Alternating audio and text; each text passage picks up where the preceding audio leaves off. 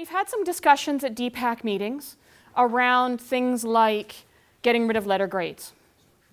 And very, at times heated discussions that came out of that. And something that is sort of been percolating a little bit for me that I wanted to explore was that I think there's a discussion we have not been having. We talk about 21st century skills. Actually, I'm hearing less of that, but still 21st century skills, 21st century learning.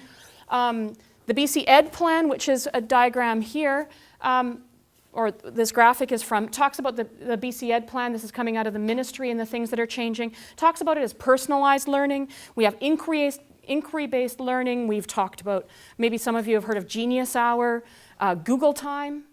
This is this idea of like follow your passion. And there is something really magical to that. When we have what we might call student engagement, when kids are doing things that they're passionate about and they're excited about, the learning just blows you away. How many of you have probably middle school age boys who love Minecraft? Okay, my child, I taught him nothing. This is a kid who, I taught him things. I have taught him nothing about Minecraft. He found YouTube channels and videos to watch. He actually admits he made a mistake when typing something into Google and found the Minecraft wiki. And so this is a child with learning disabilities, identified learning disabilities and reading challenges, who's reading a wiki that has been created by adults. Passionate learning is amazing. It is empowered. It's internally motivated. You can't get in the way of it. I mean, there's a reason why we want to see this happening more and more in schools. We see our kids learning and they are just, my son didn't care about spelling until he was on a Minecraft server and he had to text with his friends, and it mattered how he looked and whether it was spelled properly. And suddenly this kid's going, Mom, how do you spell? Suddenly it matters. These things show up. That student voice that we're having them, self-assess more often, that they have choice in learning. At the same time, when you look at some of the media or when you talk to some people in the business world, they're saying that this generation is some of the most spoiled, lazy, and entitled young people that they've ever seen. They're coming out of school expecting to get $60,000 a year. There's a lot of discussion about helicopter parents. Parents are too permissive. They're trying to be friends. They're rushing in and rescuing their kids and not letting them struggle. And there's some of those things there that we have to consider. So on the one hand, we're telling kids, okay, what do you want? What do you want to do? On the other hand, have we done too much of that? Are we allowing our kids to make too many decisions and then rescuing them when it doesn't work out? We want to prepare them for the real world. There is some, ties in well with some of the hidden curricula pieces of, you're going to go off. The real world is harsh. You've got bosses. It's not just games. You don't get to do just what you want. You got to suck it up and do as you're told. There's competition. Right? You have to know how to do this. So when we're talking about getting rid of letter grades, what does that mean? If you get rid of letter grades, how is that going to equip kids to move into a harsh, real world? Sort of seems to me like we got a bit of a disconnect. We're on the other end of that old-fashioned phone, and the kids are on the other end, and it's not connecting. It's not wireless. Who knew? There's some big stuff going on. In this district, some of this hit really close to home, but talk to any of our teachers, any of our schools, we're seeing more, any of our parents, we're seeing more and more anxiety, I think I hear most often. We've got suicide, we've got bullying, we've got big stuff that's going on. If we are not in crisis yet, we're getting there. Or at least there are some of our kids that are there, that are needing something different from us. So it's one of those things where you kind of go, okay, if we're doing what we've always done and this isn't working, maybe we need to do something different, or maybe we need to look at it differently. What's happening? As a society, as families, we are scheduled like crazy. We're taking our kids places. We don't want to just throw them out the back door and say, pardon me, I'm from Boston today. Throw them out the back door and say, go play, don't come home till dinner. we're afraid of that. I think that if we're just sort of going on autopilot and doing without being conscious and thinking about what we're doing, lots of times we are worried. We're keeping them inside. They're ending up on the computers half the day. We're busy. We're trying to get stuff done. Both families, both couples, or you have single parents who are working. You're trying to get everything done in the house. We're scheduled like crazy. We've lost a lot of our rituals. We lost our family nearby. Not as many people belong to churches. Like, where's our community now? Do we know our neighbors? Do we get together for the neighborhood barbecues? Sometimes we do. But just by default, I think we've lost a lot of that. Our schools don't look like this anymore, I don't think. At least they're not in black and white. Now they're color. They're not all male. They're not in uniforms. And they're not usually in rows and desks. I mean, we were talking about it a little bit earlier. There's a lot of really different classrooms. But there are a lot of structures. There are the aspects of that hidden curriculum that are still sort of consistent. We still have grades. We still have rewards and punishment. We still have mindsets around this child is not motivated to learn, therefore I need to motivate them. We have many years of this behaviorism kind of, okay, if I reward good behavior and punish bad behavior, then kids will toe the line. Okay, there's lots of judgments in that. As parents, when you got the little guys, a little bit older than that. This is my youngest one, this is Cam. A little bit older than that, but you know, what as a society, what are our most common parenting strategies for our little kids? Timeout, 1, 2, 3, right? What does it look like? You know, Cam, it's time to get going. You got to put your crayons away. You know, Cam keeps coloring. This is what, honey, we need to go. Cam, I said now. 1, put your crayons away. 2, put your crayons away. 3, that's it. Come on, go sit on your bed. There you are, right? Now I'm leaving him in the bedroom for a while. This is Sophie, my teenager. Then they become teenagers. I like this one. But then, actually, I really love this one too. Really, I do. And she challenges me, and I invite her challenges. But what do we do with our teenagers? They're driving us nuts now, right? What do we say? Lots of times it's like, no, don't talk to me that way. That's not okay. No. What do you, like what? Who said that's okay? What? Keep talking like that, and you're getting well, now can't give her a timeout. There will be consequences for what you're doing. No, I will not drive you and your friends to the mall. No, you can't take the bus either. No, quit it. Go to your room. And don't you dare slam that door. Usually the door gets slammed, right? And now the kid's there and I'm out here. What have we lost in all this? It's not a mitten. Well, that's a mitten. Oh, thank you. But what have we, as a society and as families and parents and kids, what have we lost? We've lost relationships. Go away from me because you haven't done as I said. Okay? Get the right letter grade, otherwise I'm not going to be happy and tell all of my friends.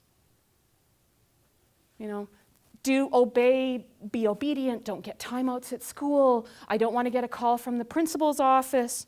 You know, we've lost those relationships in a lot of ways. As human beings, our primary need is attachment.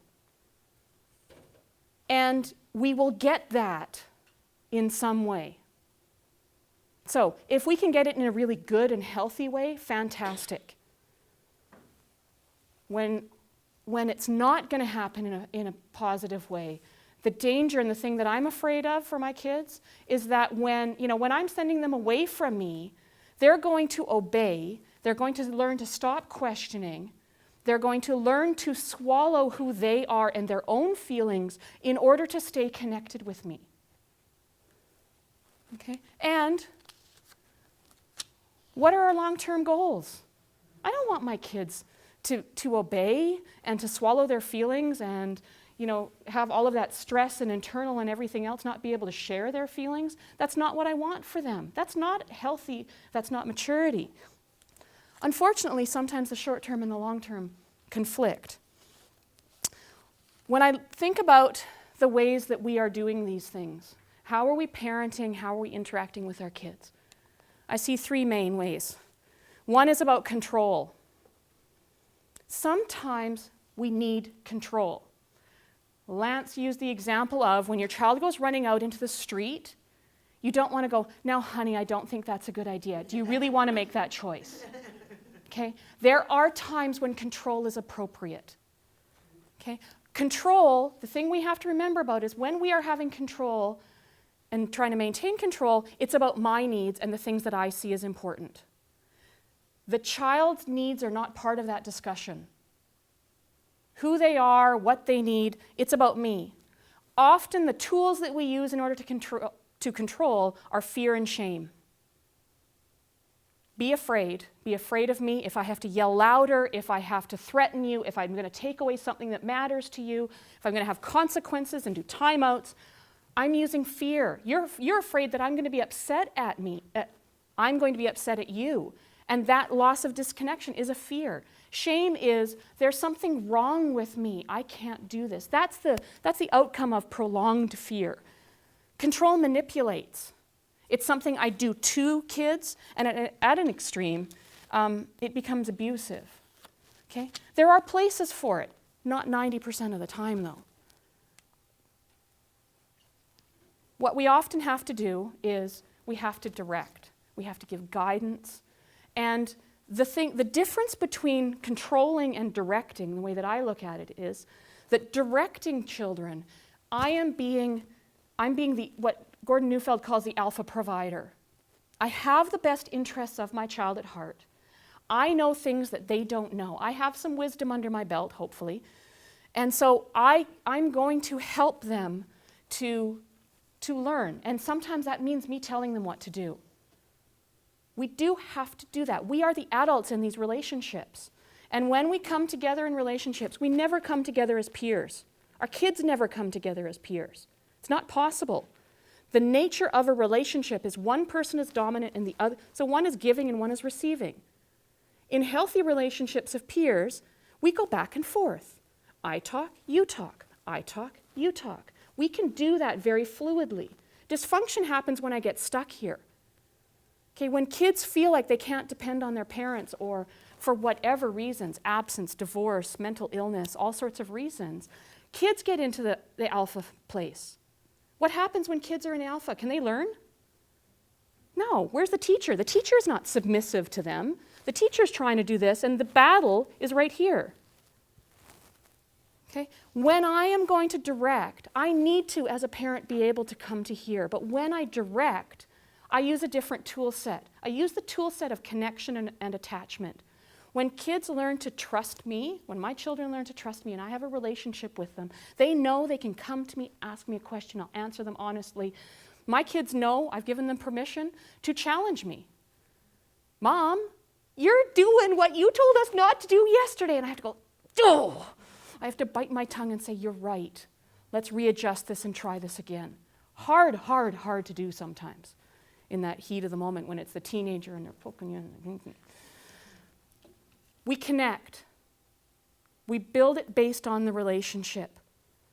You validate your child, and as an individual, not that they're supposed to or they have to obey me, but because I see you, I see that this is what you need. Let's try and find those collaborative solutions. I see my child as an individual and as a human being and worthy of my respect. And I ask that respect, or I expect that respect back. Then I direct.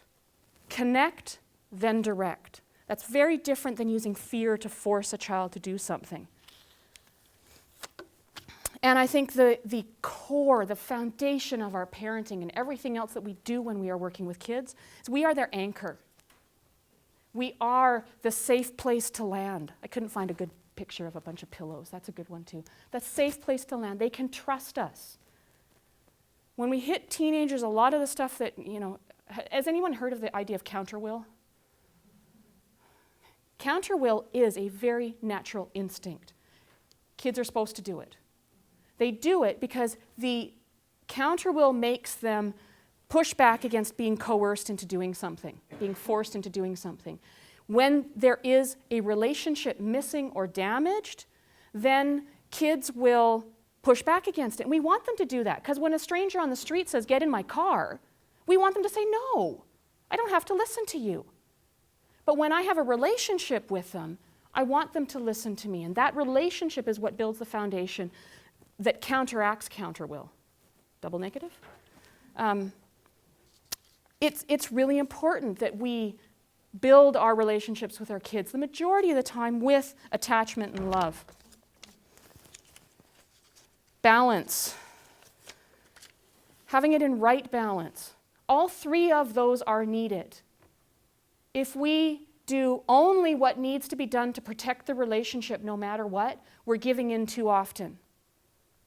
If we are controlling and using tactics like fear and shame to control kids and make them do what we need because we're tired, we're cranky, we had a hard day at work, and you still got 3 hours of work to do after they go to bed, if that's happening all the time, that's not good either. We need all three of those in right balance.